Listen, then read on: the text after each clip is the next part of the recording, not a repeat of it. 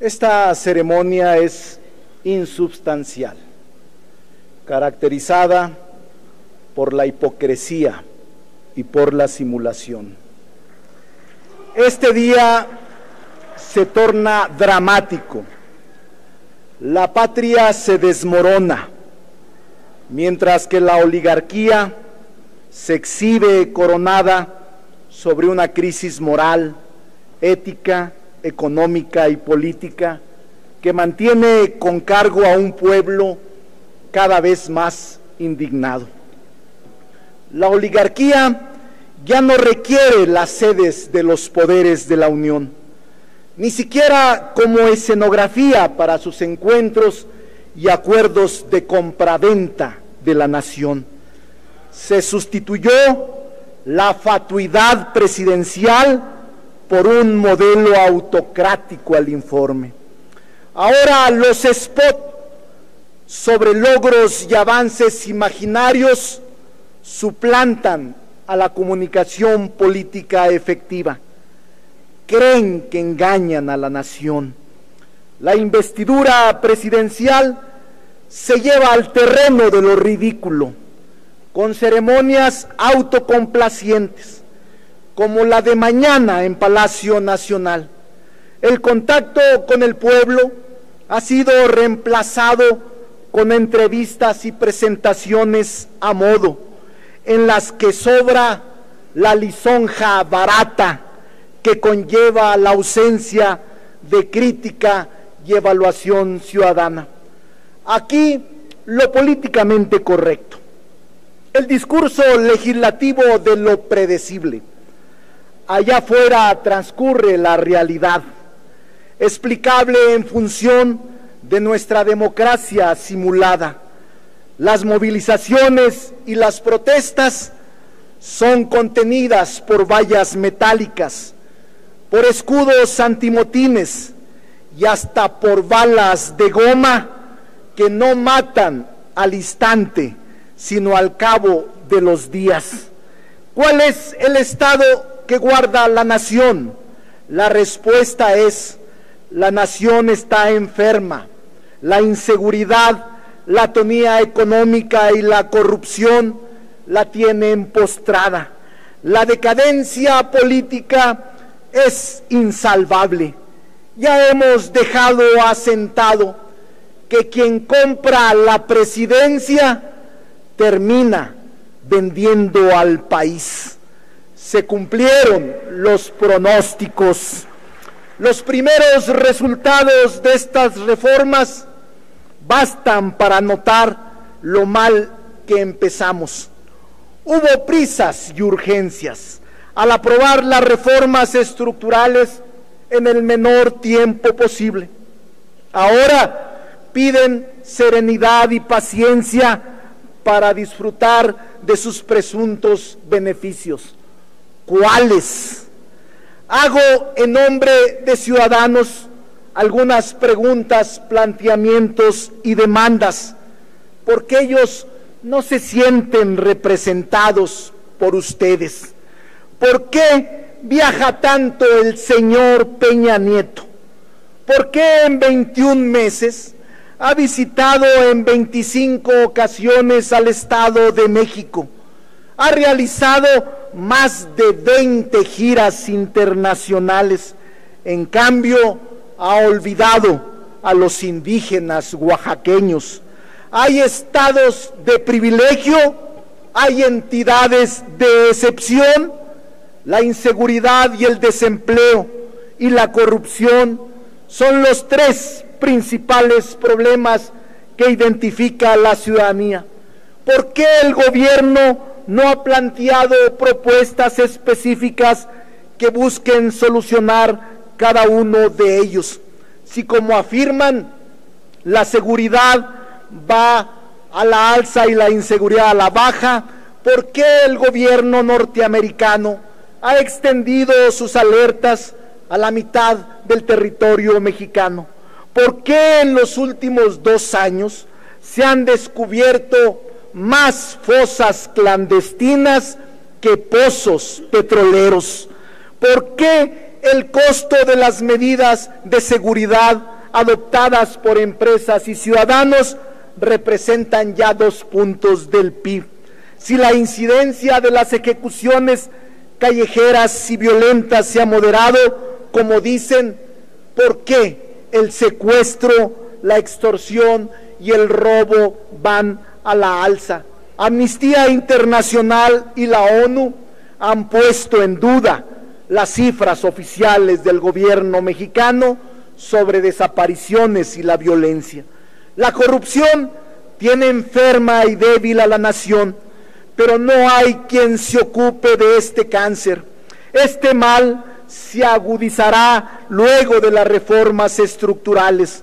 Los poderes de la Unión, los órganos autónomos, los estados y los municipios están inmersos en océanos de corrupción, saqueo y pillaje. Prevalece la impunidad. Ahora, extranjeros privilegiados por el presidente y sus adláteres multiplicarán sus ganancias sin riesgo. A ellos que usan como peones subcontratantes a los nacionales que aceptan sus limosnas, se les asignarán más obras, permisos, concesiones, violando la ley y la moral pública. No existe una política de Estado para combatir la corrupción. Esta se tolera, se promueve y los funcionarios del gobierno son sus beneficiarios. Las empresas petroleras extranjeras ya están aquí. El saqueo y el pillaje ya iniciaron. Se prometió un crecimiento económico del PIB que no se ha cumplido. Se ofreció un déficit público cero y sin embargo en 2 años se ha contratado deuda por 1 billón de pesos, por lo que los pasivos del sector público suman ya 6 billones de pesos. ¿No es esto un engaño? ¿No es esto un contrasentido? Si el gasto público deficitario no alcanza a reactivar la economía, si la carga fiscal es una rueda de molino para miles de empresas y millonarios de muchas partes del mundo, pero aquí en cambio los contribuyentes padecen esta reforma depredadora y fiscal que ha dado al traste con todo. ¿Por qué resistirse a reanimar el consumo y el mercado interno mediante un aumento a los salarios mínimos? ¿Por qué seguir lastimando a los ciudadanos fronterizos? ¿Por qué continuar hundiendo a los pequeños comerciantes? ¿Por qué la llamada cruzada contra el hambre y de las demás políticas electoreras no han podido evitar que México sea el único país de América Latina en donde la pobreza y la indigencia sigue creciendo? Ahora hay 2 millones de nuevos pobres con todo y sus reformas estructurales. ¿Por qué el abandono criminal al campo? ¿No temen a la insurrección popular que están provocando? Si, como se aseguró, la reforma laboral traería mejores empleos, ¿por qué 6 de cada 10 nuevos trabajadores contratados ganan menos que antes de la susodicha reforma? Con la reforma educativa dio inicio el proceso de su privatización. Fue además un ajuste de cuentas con la dirigente sindical, y las modificaciones de la relación laboral magisterial fue en detrimento de los maestros. ¿Cuándo tendremos una verdadera reforma educativa que transforme los contenidos pedagógicos, la transmisión del conocimiento y fomente el desarrollo integral de las capacidades técnicas, científicas y humanísticas? ¿Cuándo serán escuchados los maestros democráticos? ¿Cuándo serán atendidos los maestros de este país? Si la reforma financiera abarataría el crédito y lo masificaría, ¿por qué hoy los créditos personales y de nómina son más caros que hace un año? ¿Por qué la cartera vencida se ha incrementado en un 10%? ¿Por qué el deudor podrá ser encarcelado? Si la reforma de telecomunicaciones y en competencia económica traerá servicios de mejor calidad y más baratos, ¿Por qué se siguen cortando las llamadas? ¿Por qué el pésimo servicio de internet? ¿Por qué los recibos de telefonía siguen tan caros? ¿Por qué se sigue violando el derecho a la información? ¿Qué caso tiene comprometerse a no subir ni crear más impuestos a lo largo del sexenio, si al finalizar esta administración muchas empresas, comercios y contribuyentes habrán muerto de inanición económica por obra y gracia de la reforma fiscal? Qué grave es que el fisco presuma ahora mayor recaudación en un ciclo de estancamiento, a costa de los contribuyentes, movidos por un fin perverso: tapar el hoyo negro fiscal que dejará el desmantelamiento de Pemex y CFE. La mayoría de la población rechaza y reprueba el conjunto de reformas estructurales. Si son supuestamente las mejores reformas de los últimos tiempos, ¿por qué no someterlas a la prueba de las urnas mediante la consulta popular? Cito a López Mateos, el 27 de septiembre de 1960, que adquiere un valor histórico sin igual frente a la actual reforma energética privatizadora y extranjerizante.